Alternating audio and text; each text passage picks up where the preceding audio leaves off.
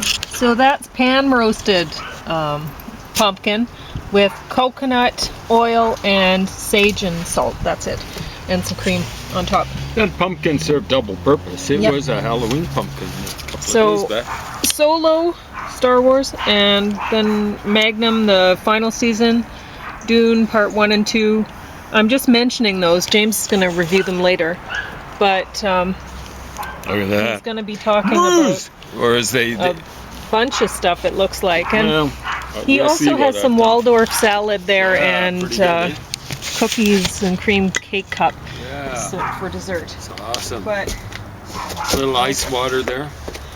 so this is about the easiest thing you can do with pumpkins.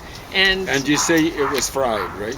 yes, And So- but not stir fried. no, but you can use, like I use the cast iron pan, but I thought, oh, I'll put a bit of coconut oil because I put extra virgin coconut oil. It actually tastes good with sage. James will let you know. And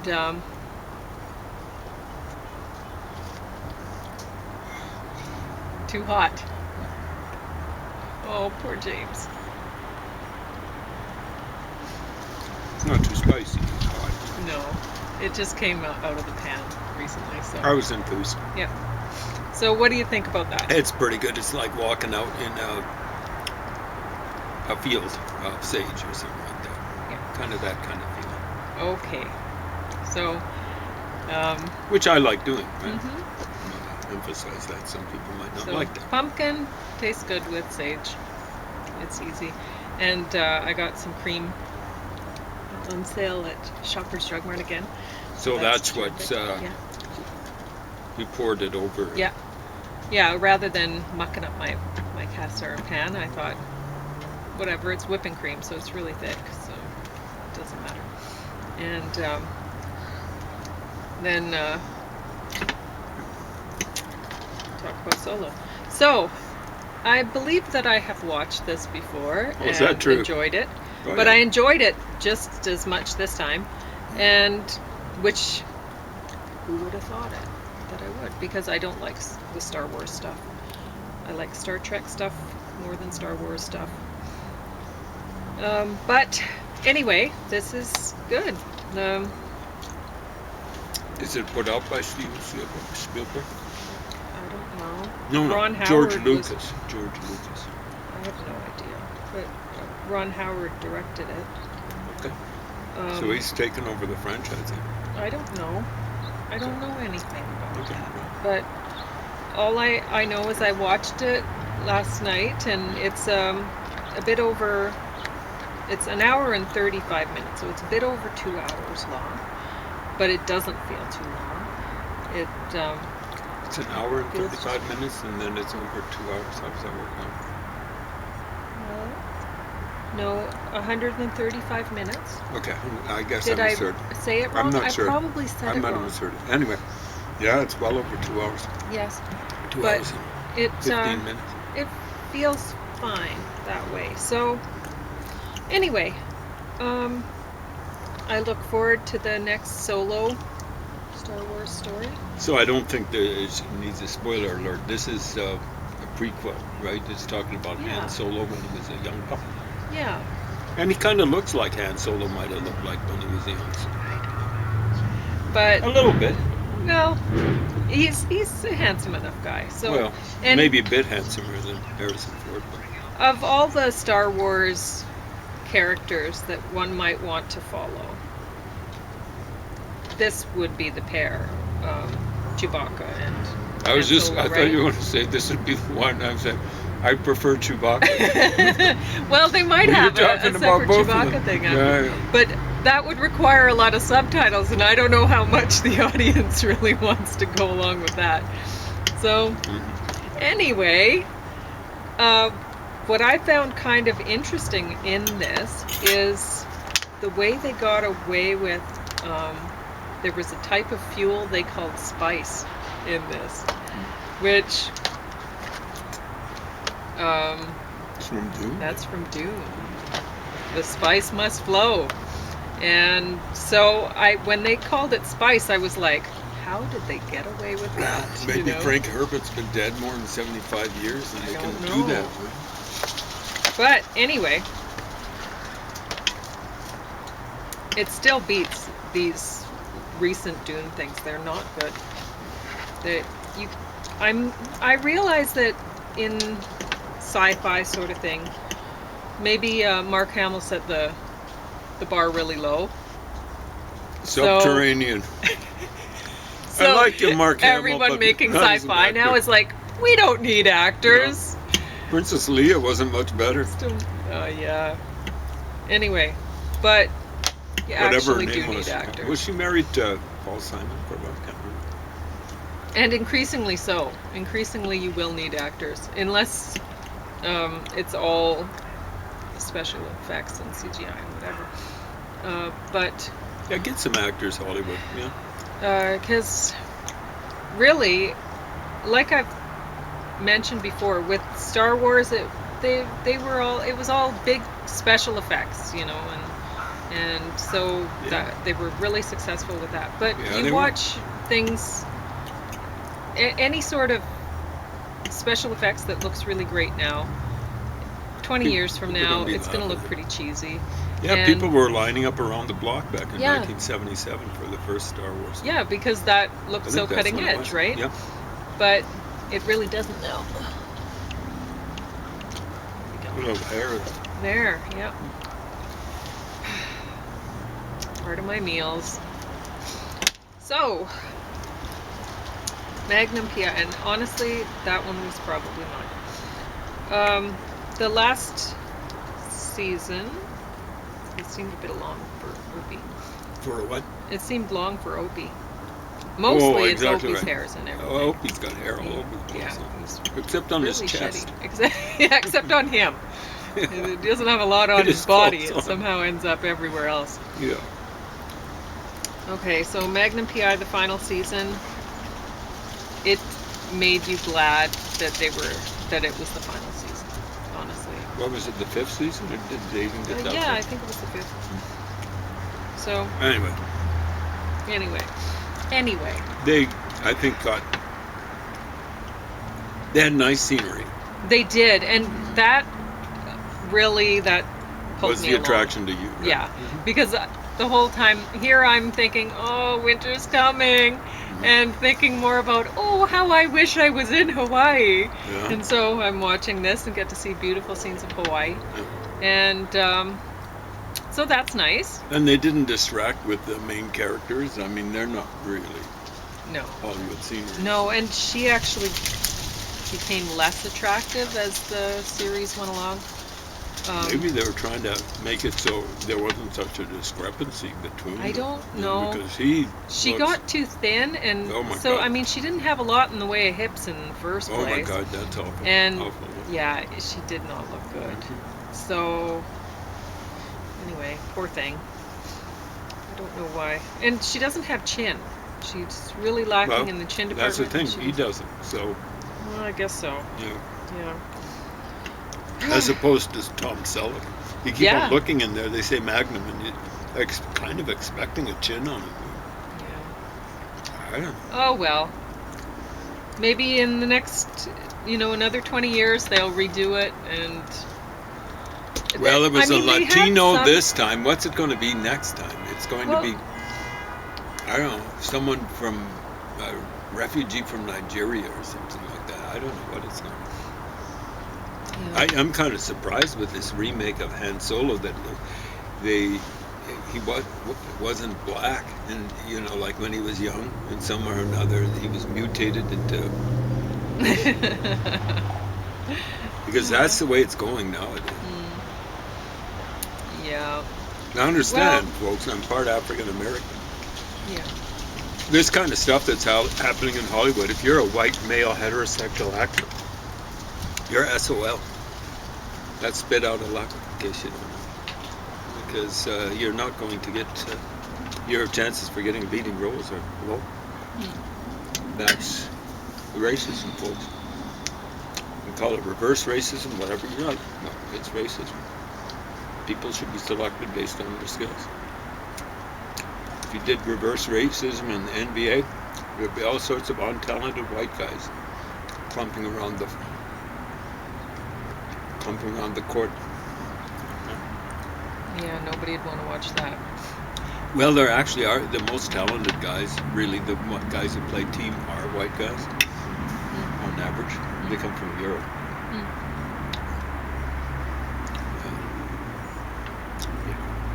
Well, I suppose They there's actually some bet. very tall people in Europe who are white, and especially in Holland. But it's more like from around Croatia, Serbia, and stuff like that. Huh. They produce the best soccer players. Djokovic, Mm. I think he's Serbian. Mm. Catholics just spend more time messing around with Sports? It's just like African Americans tend to do. And we tend to be good at these sorts of things.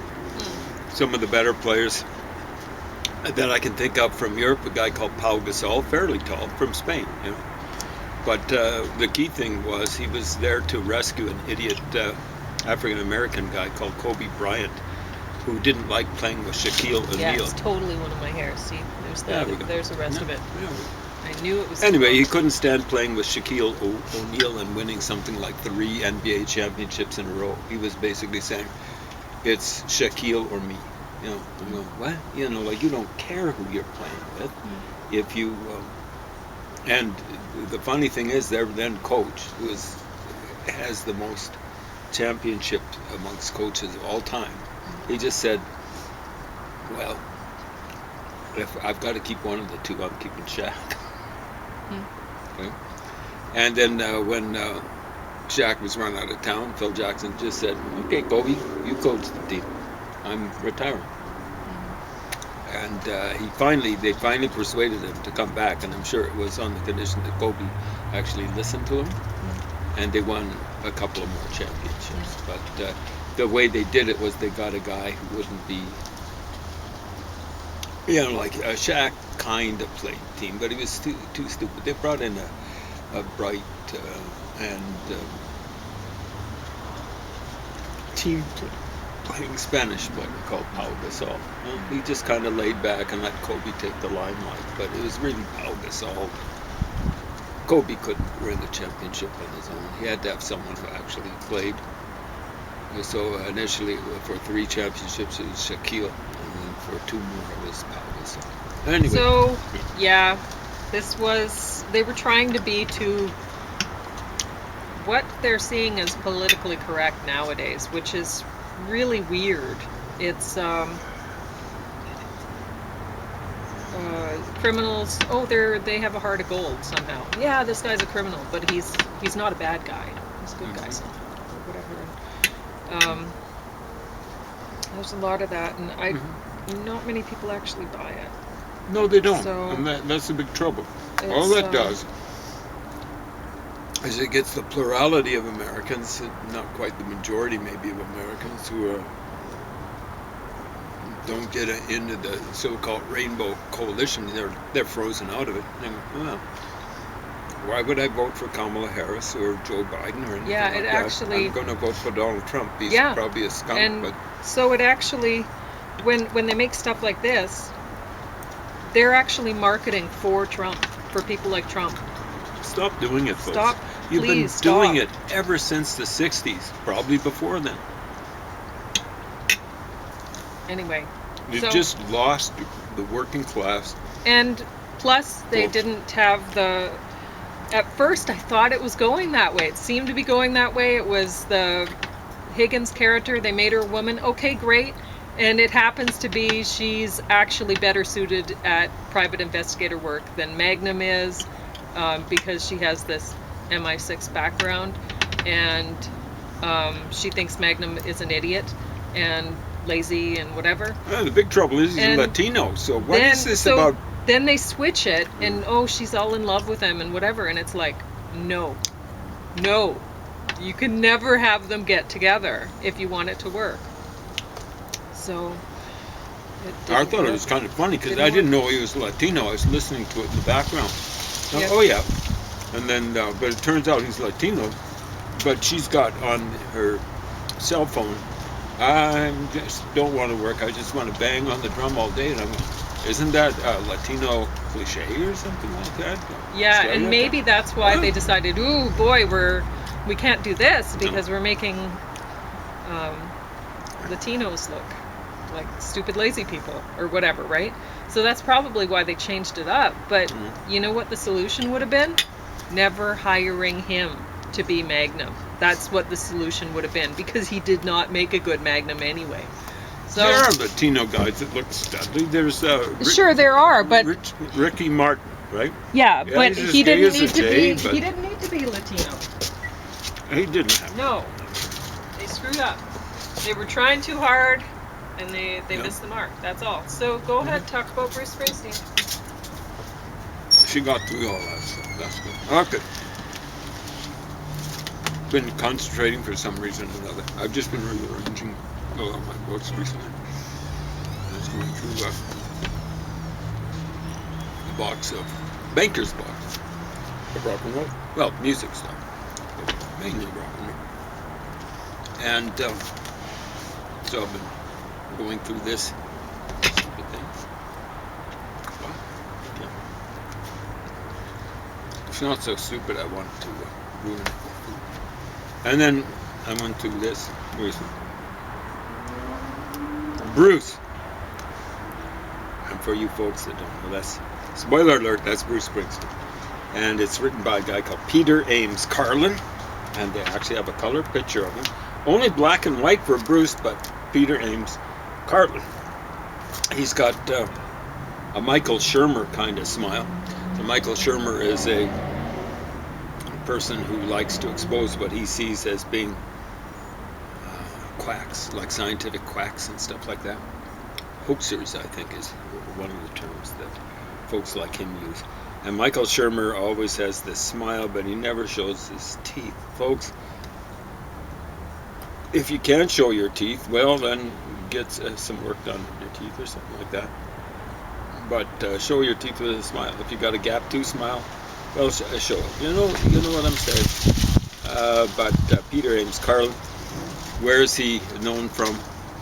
People magazine. Okay. I wasn't expecting much, because I often read the back material before I read the actual stuff, and I definitely read this kind of stuff.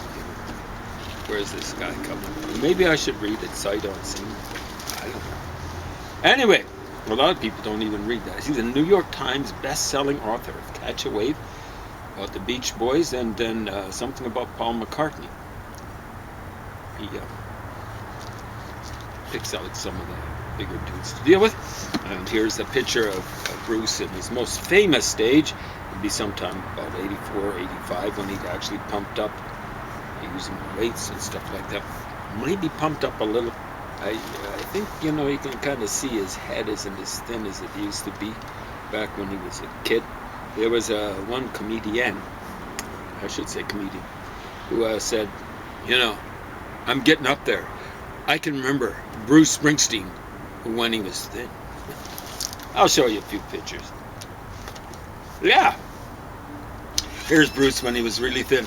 Now, I don't know if at that stage of the game, this is when he's maybe 2 years old, he was doing the equivalent of jumping up on amps and this is an old radio, folks, just in case you didn't know. I'm old enough to remember having one in our living room.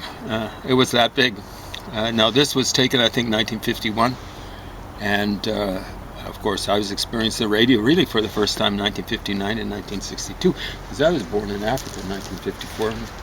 There were radios there, but we didn't have anything. We didn't even have electricity, folks. Anyway, so Bruce Springsteen, it turns out, he's got a Dutch name. Springsteen, it probably means spring stone, fountain stone or something like that. And but I always figured he was half Italian and half, and I didn't know how he got the Dutch name, and half Irish. Oh, really? Yeah, well, you see, like he went to a Catholic school, very Catholic. A lot of his stuff seems very Catholic, his lyrics and stuff like that. I don't think of his Dutch people as being Catholic. Oh, yeah. At any rate, some of his ancestors on the Dutch side, so it looks as though he's roughly 1/4 Dutch, 1/4 Irish and one half Italian. And the Irish side actually has had a name fairly close to him called Fitzgibbon, and that's actually Fils Gilbert. So that's a French name. So it's a little French ancestry, and really that would be French Norman. So he would have a little Scandinavian ancestry. The Normans were really Norsemen who took over the northern part of France about 911 AD, and eventually some of them came over with William the Conqueror, and those names were like Fitzgerald. Some of them ended up in Ireland. Fitzgerald, Fitzgibbons, Fitz whatever. Fitzgerald would be nowadays Fils Gérard in French. Of course, excuse my mispronunciation. But there's some wonderful pictures that I'd never seen before. So he didn't have the official imprimatur of Bruce Springsteen, but he did get some cooperation from his family, and Bruce basically had some interviews. So here's a couple of pictures with one of his younger sisters, Ginny, or short for Virginia, and that's that sister when she got a little bit older. Here's Bruce, front center stage, lying down there. Yep. And here he's performing for the camera on a fence pole there. And here he is, 1966. He would have been about 17 years old. That's him right there. They actually had them playing in Greenock Village when they were this young. It looks as they're not just shaving. They haven't even heard of shaving. You see what I'm saying? That's on Manhattan. They actually came from out of town, a place called Asbury. Well, so he was a performer from a young age. From a young age, exactly right.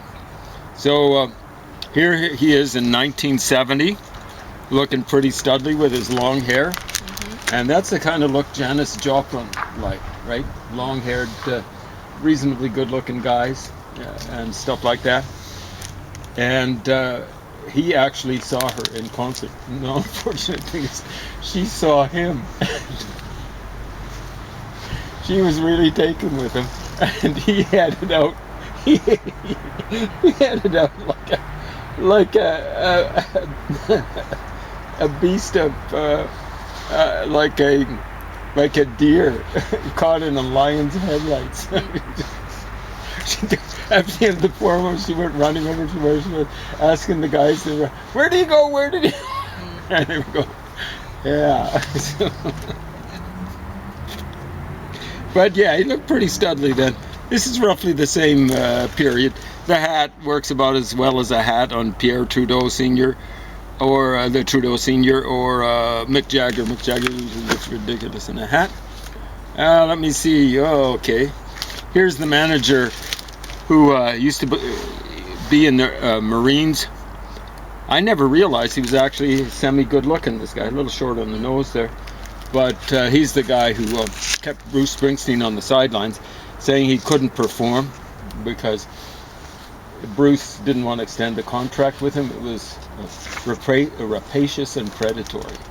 And but Mike Appel, or Apple, maybe the way they mispronounce it, he used to wear a drill sergeant cap when he was, like he produced Springsteen and managed him and all that sort of stuff.